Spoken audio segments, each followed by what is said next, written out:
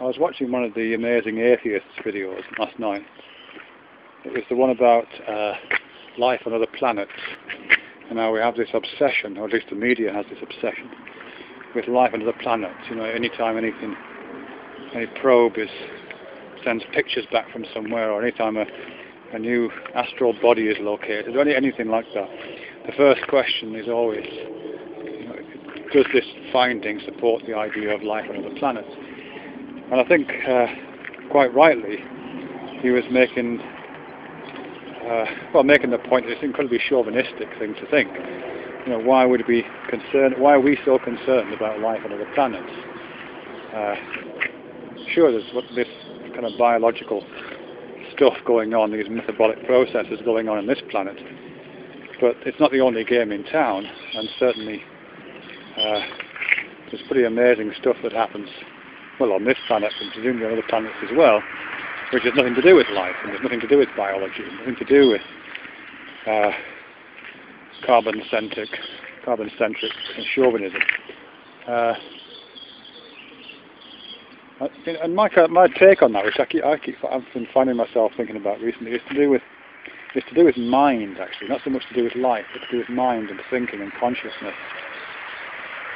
We do have a little bit of an obsession with consciousness, you know, to the point where it's almost got theological overtones now, I think. You know, we kind of reify it, if not deify it, and talk about this, the possibility of there being mind outside of the bony skulls that we have, and the idea that the individual minds that we have are perhaps kind of fractal, holographic, I don't know, projections of some big mind. And you find a lot of that in kind of New Agey type spiritual discourse, and not so New Age.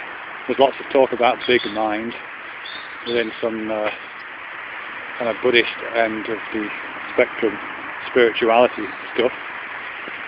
I know Ken Wilbur talks about big mind as if it meant something.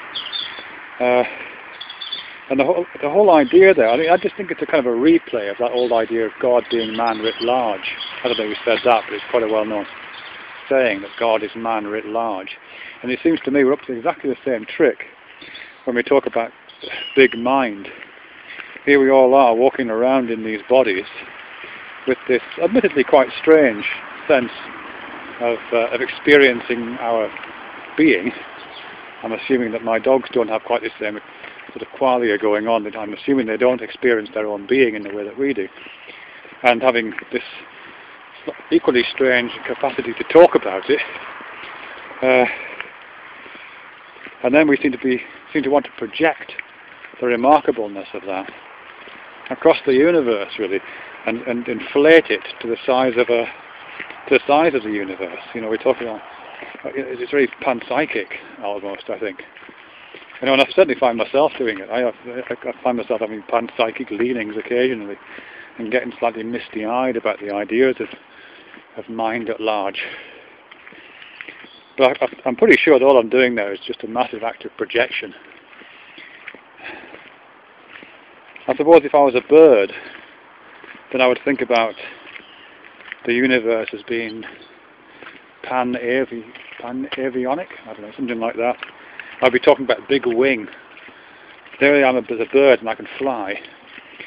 But my flying is just a local instantiation of this great flying at large and the great flapping of big wing, to which we are all kind of metaphysically connected, and to whom we eventually return when we all perch for the last time, or fall off our perch for the last time. I'm kind of thinking of it in those terms, really.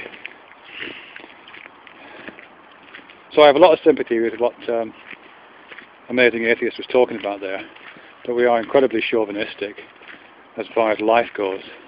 But I think, if anything, we're even more chauvinistic in terms of mind, in a really destructive way. I think if we valued inert matter more, and got with the program on that one, really, it would be, I don't know, a bit healthier perhaps. You know, because let's face it, we start out as inert matter, and we end up as inert matter. most of human existence is as inert matter. So it seems a bit strange to get all self-important about the 80 years and 10 that we spend as strange little meat puppets going through our metabolic processes. Isn't that right, Guy? My dog is alive and doesn't care. Come on, there.